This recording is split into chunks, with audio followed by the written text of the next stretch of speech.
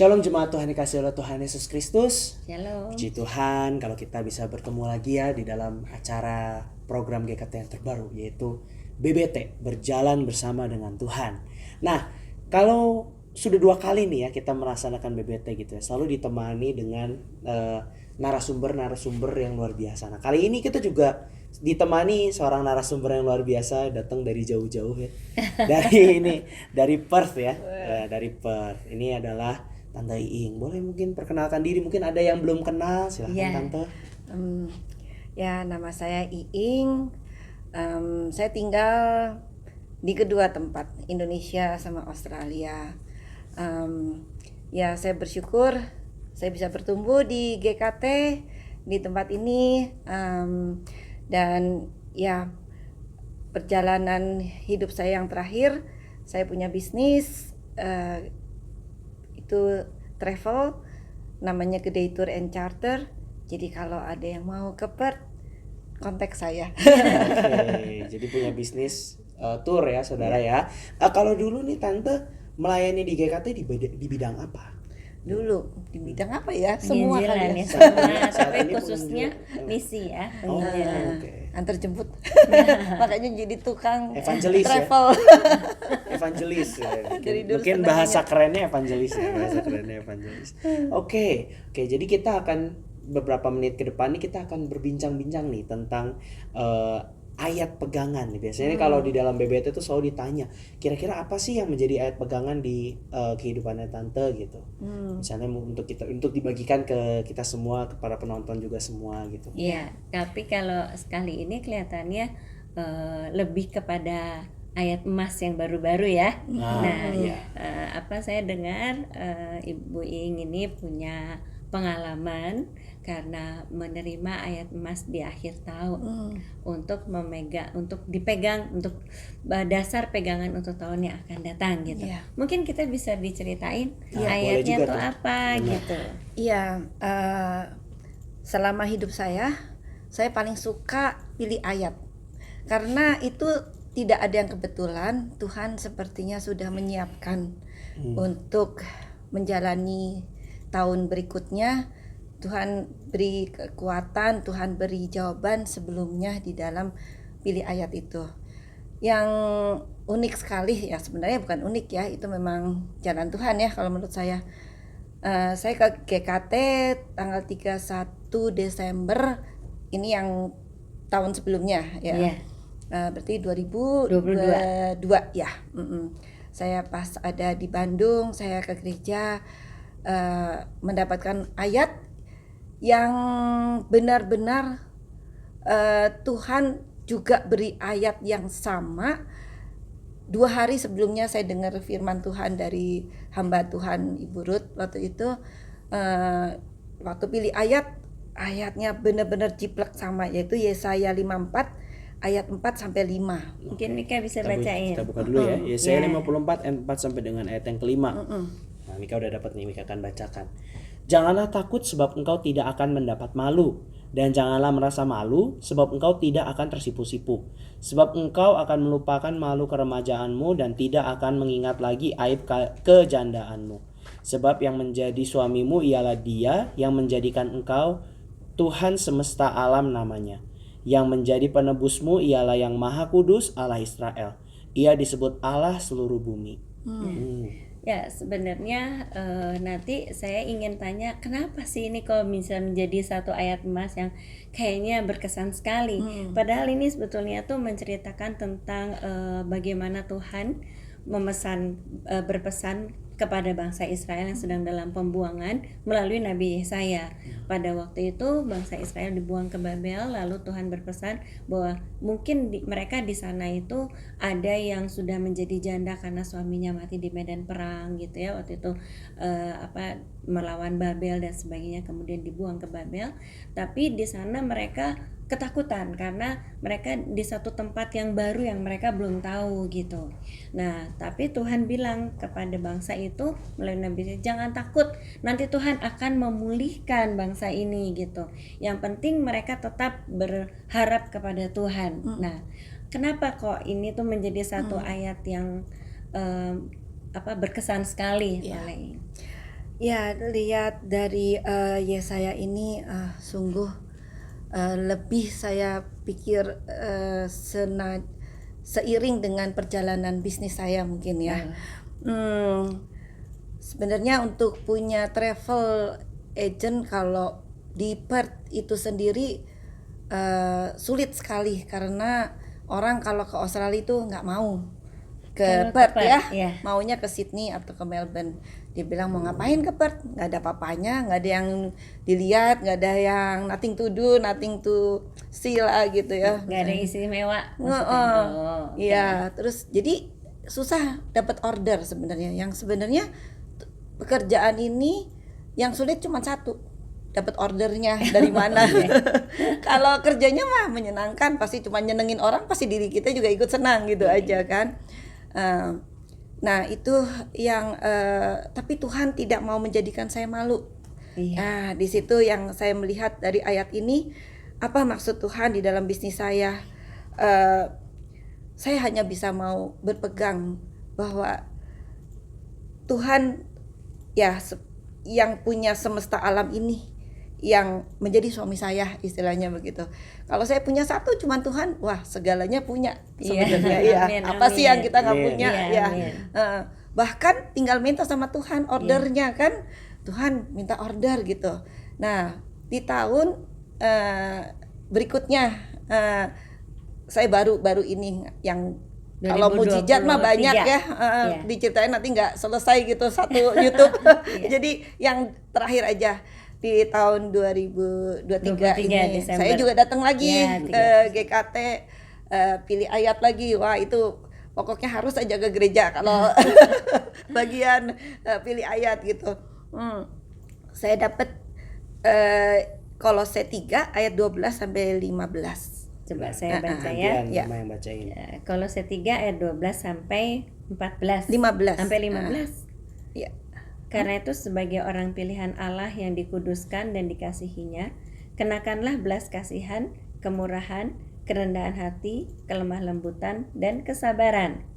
Sabarlah kamu seorang terhadap yang lain, dan ampunilah seorang akan yang lain, apabila yang seorang menaruh dendam terhadap yang lain, sama seperti Tuhan telah mengampuni kamu. Kamu perbuatlah juga demikian. Dan di atas semuanya itu, kenakanlah kasih sebagai pengikat yang mempersatukan dan menyempurnakan. Ya, di sini saya melihat bagaimana cara Tuhan memulihkan diri saya supaya saya tidak menjadi dipermalukan gitu. Karena ya punya bisnis tapi kalau nggak ada order kan malu gitu ya. Nah itu saya lihat dari Kolose 3 ayat 12 sampai 15 ini, saya melihat bagaimana cara Tuhan memulihkan diri saya, yaitu saya bersyukur banget kalau bisa menjadi pilihan Allah yang dikuduskan dan dikasihinya. Nah, dikuduskan di sini berarti saya harus mengikuti setiap langkah firman Tuhan. Nah, di dalam bisnis juga dibutuhkan kekudusan. Disitulah jalan satu-satunya yang saya tempuh untuk diri kita tidak dipermalukan. Ordernya datang sendiri, dan bagaimana saat kita melayani customer. Kalau kita berbuat salah, wah omongannya gimana? Kebayang nggak sih? Ya kita kan dipermalukan se-Indonesia, bukan cuma satu orang gitu kan, dia cerita kemana-mana gitu kan. Tapi Tuhan pakai align ini jadi kayak apa, garis yang kita mau nyimpang nggak bisa, harus dibalikin. Saya melayani customer bagaimana, yaitu dengan belas kasih, kemurahan, kerendahan hati, kelemah lembutan, dan kesabaran. Sebab yang namanya tour pasti capek. Moodnya tahu sendiri kalau lagi capek ya. Gimana mau ada damai sejahtera itu kan susah. Apalagi kalau lagi summer di Perth, waduh 42 derajat Celcius gitu. Itu serasa di oven kan. Jadi gimana hati yang damai itu sulit. Nah untuk saya lihat cara Tuhan itu kita harus beri kasih. ya Tuhan sendiri yang memberikan banyak hal di dalam pertemuan saya dengan klien saya. Di situ saya bisa share firman Tuhan, saya sendiri mendapatkan berkat dari firman Tuhan itu sendiri, dan kita saling mendekatkan diri pada Tuhan. Nah, itu yang salah satunya juga saya pernah dengar dari salah satu hamba Tuhan berbicara bagaimana kita mencari harta karunia Tuhan, yaitu kita harus mencari kerajaan Allah lebih dahulu. Oh, ternyata banyak sekali cara-cara Tuhan di dalam bisnis supaya kita tidak dipermalukan dan kita mendapatkan profit. Iya. Dan kita mendapatkan jadi berkat buat orang lain gitu. Iya. Bisa dibayangkan kalau misalnya bisnis kita misalnya punya saingan, mereka jelek-jelekin kita atau mereka ambil dari belakang atau gimana. Tapi Tuhan malah memakai saya kalau punya berkat, saya lah mau membagi berkat kepada mereka, saya rangkul. Itu yang saya terapkan, salah satunya yang menjadikan malah orang-orang itu yang akhirnya kembali menolong saya gitu.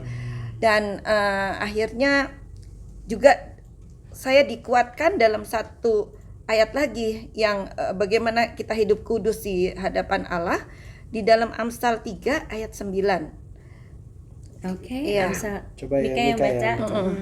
Amsal 3 ayat yang ke-9. Muliakanlah Tuhan dengan hartamu dan dengan hasil pertama dari segala penghasilanmu.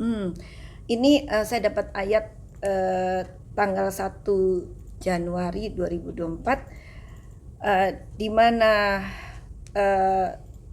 tanggal 31 Desember ya. Ya, 2023-nya. Saya ke GKT dapat di Kolose itu saya berdoa, Tuhan, di tahun 2024 masih nggak ada job sama sekali, nol gitu. Aduh gimana Tuhan, selalu saya cuma bisa pakai lutut untuk minta order. Dan ya kalau kita mau ikutin firman Tuhan, salah satu kita harus memuliakan Tuhan dengan hartamu, yaitu kita harus ingat perpuluhan. Saya seberapapun kalau itu memang punya Tuhan, kita harus kembalikan pada Tuhan, karena itu juga bukan milik kita, walaupun itu uang yang kita butuhkan ya, kalau lumayan lah buat makan atau buat apa Tapi gitu ya.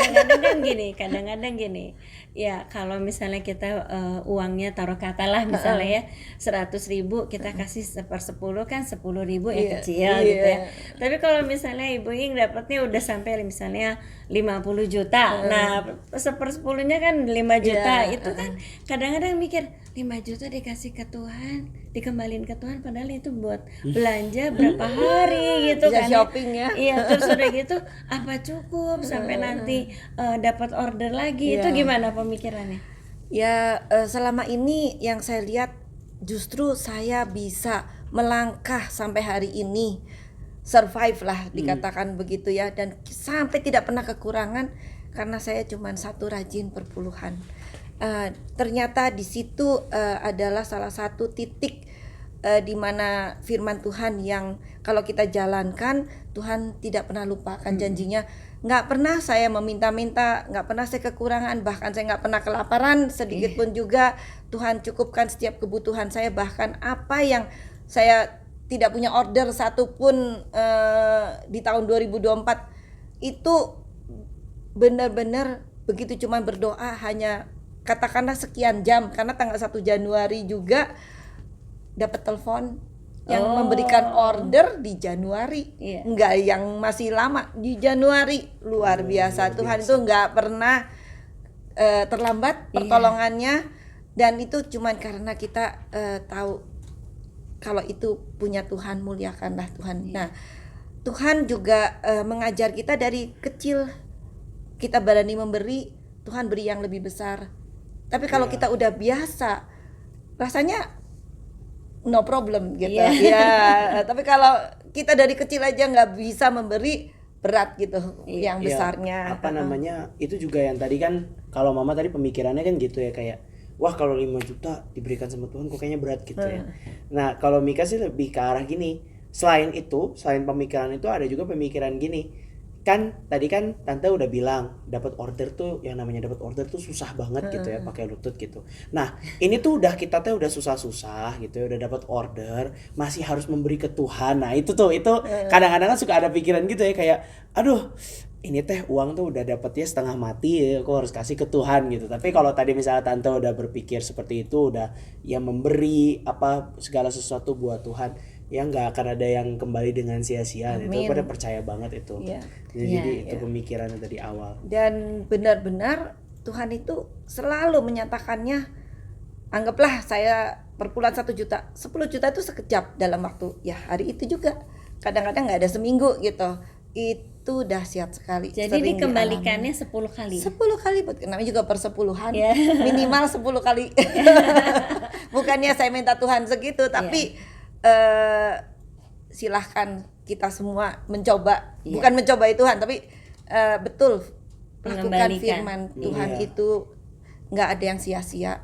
Dan toh order itu juga dari Tuhan sih, dari mana? Iya kan? Nah, order dari mana? Orang dari Facebook gak ada yang lihat, Instagram gak ada yang lihat. Mulut ke mulut gimana? Mulut ke mulut juga nggak ada yang dengerin gitu. Karena yang namanya tur kalau udah sekali ke Perth nggak mungkin datang lagi kan. Terus dia cerita kepada orang lain, orang itu juga ngapain, gue juga nggak mau pergi ke situ. Ya maksudnya tidak semudah itu, tapi benar-benar semua itu Tuhan sudah sediakan. Hanya lutut ya, maksudnya yang pakai lutut itu berdoa, bukan bukannya kita kerja harus jalannya pakai lutut, bukan loh ya, tapi apa namanya pakai untuk berdoa seperti itu. Hanya sejauh itu Tuhan itu dengan doa ya. Nah kalau saya ini ya, kalau saya perhatikan, jadi Tuhan itu dalam hal ini memilih Ibu Iing untuk menjadi saksi, ya, menjadi saksi melalui kehidupan pribadi ya. Caranya Ibu Iing menghadapi, saya pikir pusing juga ya. Kalau kita nggak, kalau kliennya misalnya sekali tur 10 orang, yang satu pengen makan ini, yang satu pengen makan ini, yang satu pengen bangun jam segini, yang satu, terus udah gitu kalau makanannya nggak cocok pasti ngomel-ngomel lah apa. Nah mungkin di situ Ibu Iing kan tadi udah bilang harus sabar, harus lemah lembut gitu ya. Terus mungkin ada yang nyakitin, harus sabar, harus tetap mengasihi gitu mengampuni. ya. Nah ya mengampuni. Nah ini tuh ayat pas sekali buat seorang tour leader ya. Nah, terus saya juga melihat bahwa Ibu ini luar biasa, walaupun ordernya, jadi ya sebenarnya kalau secara teori gitu, order mah nggak mungkin dapat ya. Tapi nggak takut memberi persepuluhan, dan ternyata Tuhan mengembalikannya 10 kali juga. Amin, jadi nanti Ibu yang kasih lagi 10, Tuhan mengembalikan lagi. Dan itu luar biasa. Ya, yang luar biasa itu bagaimana setelah dapat order itu kliennya satisfied kan. Nah, itu semua pakai firman Tuhan, cara menjalankan firman bisnisku. Terutama juga yang namanya, mungkin karena dari dulunya udah jadi evangelis kali ya. Udah kebiasaan. Cuman cerita mengenai kebaikan Tuhan gitu kan. Ternyata walaupun ya klien saya kebanyakan muslim, ya namanya saya dari Indonesia dapat kliennya, kita benar-benar merasakan kebesaran Tuhan dan penyertaan Tuhan di dalam tur saya. Bayangin aja waktu mereka datang ke Perth, begitu nyampe itu anginnya itu dingin, padahal yang namanya summer di sana kan tadi saya cerita 42 derajat. Di mobil 45 derajat. Apalagi kalau kita jalan-jalannya ke padang gurun gitu, nggak ada pohon, nggak ada apa, kebayangkan pasti bukan coklat lagi, langsung pada hitam semua. Pada gosong gitu. Tapi ya mereka bisa lihat saya menceritakan kebaikan Tuhan itu, coba kita rasakan, malah pakai mantel karena dingin. Udara yang diberikan Tuhan itu sejuk sekali, dan luar biasa waktu sejuk itu jadi nggak ada lalat. Karena kalau summer di sana itu bukan satu lalatnya yang ngeroyok, semua ke muka kita. Jadi boro-boro kita mau foto, semua gimana mau mangap, gitu. Iya, lalatnya masuk. Senyum aja nggak bisa. Nah itu kita bisa senyum, gak ada lalat karena angin yang diberikan Tuhan dingin, mengusir lalat. Itu amazing, sampai kita beri nama tour itu sampai amazing tour, bukan gede tour lagi. Ya di situ lihat kebesaran Tuhan melalui bisnis saya bisa menjadi menceritakanlah kebesaran Tuhan. Karena kita bukan yang punya weather, kita nggak bisa menyetop panas, dingin, nggak bisa, tanggalnya nggak bisa dirubah. Orang sakit juga ya, kalau sampai sakit di sana nggak happy gitu kan ya. Wah itu semua kalau diceritain nggak ada habisnya kebaikan Tuhan di dalam bisnis saya itu. Jadi kita hanya menerapkan firman Tuhan di dalam setiap bisnis, di dalam setiap kehidupan kita itu. Jadi yang kalau kita mau menyimpang, kalau kita fokus sama Tuhan, ya itulah satu-satunya cara yang membuat satisfied kepada customer. Hanya dengan cara itu. Dan kalau gitu, kalau dipikir-pikir berjalan bersama Tuhan di kehidupan ini itu benar-benar ya. Wow, itu ngeri-ngeri sedap ya. Karena kebayang, waduh kenapa datangnya summer gitu kan. Tapi mau nggak mau mesti diterima order, kita juga butuh kan. Nah tapi Tuhan yang menyediakan makanannya juga the best. Ya jangan sampai keracunan, dan mereka wow gitu kan, makanannya enak, the best, halal juga harus ada. Kita perhatikan semuanya. Cuaca, bagaimana mereka juga comfort supaya nggak sakit. Tapi dari pagi sampai malam kita kasih banyak destinasi, jadi pulang dengan merasakan wah Perth itu begini. Nah berarti mulai sekarang Bapak Ibu Saudara yang mendengarkan boleh dong ke Perth. Kalau mau ke Perth ditunggu ya. Paling murah lu tiket ke Perth. Saya sendiri belum pernah sih. Ya sama sih. Ditunggu. Jadi luar biasa, saya baru tahu loh kalau udara panas terus itu banyak lalat. Banyak lalat, itu lalatnya besar-besar dan maunya ke wajah kita, nggak ke tempat lain. Bukan ke makanan loh. Karena kalau di sini kitanya keringetan apa gimana? Enggak, karena moist di hidung sama telinga, mulut itu kan yang ada moist di sini. Tempat lain kan bener-bener kayak oven kan, jadi dia cari yang moist kan. Ya itu di mana kalau nggak di tempat sini kan, tangan nggak ada yang moist mana. Iya, jadi ngejarnya di wajah. Makanya di sana sampai dibikinin topi yang ada jalanya segala gitu macam ya itu. Buat Tapi kan jelek dong di foto. Iya. Masa pakai masker aja udah nggak kelihatan, pakai semuanya dijalain. Ya puji Tuhan, itu banyak sekali ya yang kita bisa lihat kebaikan Tuhan dan kebesaran Tuhan dari firman-firman yang saya terus saya bisa jalankan menghidupi firman itu. Sehingga disitulah bagaimana cara menginjil, cara kita bersaksi kebaikan Tuhan.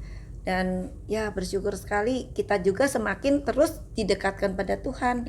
Karena kita melihat setiap hari mujizat-mujizat Tuhan gak pernah habis. Amin. Selalu baru setiap hari. Ya itu. Ya, mungkin Mika bisa closing. Oke.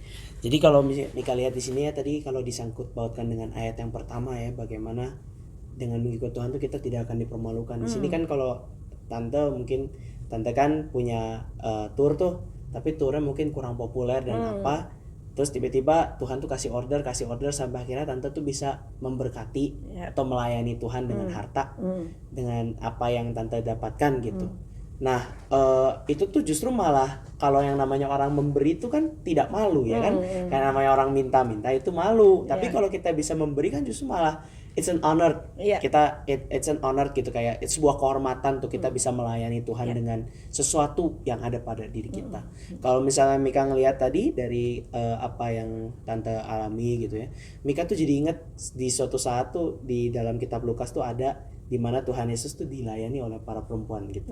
Tapi dilayaninya bukan dilayani yang gimana ya saudara, tapi dilayani dengan hartanya. Kalau di dalam Lukas 8 nih ya, ini tuh di sini ceritanya tuh hanya 3 ayat, tapi judulnya tuh menarik, perempuan-perempuan yang melayani Yesus. Nah kemudian Mika bacakan cepat saja. Tidak lama sesudah itu Yesus berjalan berkeliling dari kota ke kota dan dari desa ke desa memberitakan Injil kerajaan Allah. Kedua-belas muridnya bersama-sama dengan dia. Dan juga beberapa orang perempuan yang telah disembuhkan dari roh-roh jahat atau berbagai penyakit. Yaitu Maria yang disebut Magdalena yang telah dibebaskan dari 7 roh jahat. Kemudian ada Yohana istri Kuza, bendahara Herodes. Kemudian Susana dan banyak perempuan lain. Perempuan-perempuan ini melayani rombongan itu dengan kekayaan mereka. Nah saudara, kalau di dalam kitab, di dalam dunia perjanjian baru, perempuan itu tuh seperti tidak dianggap.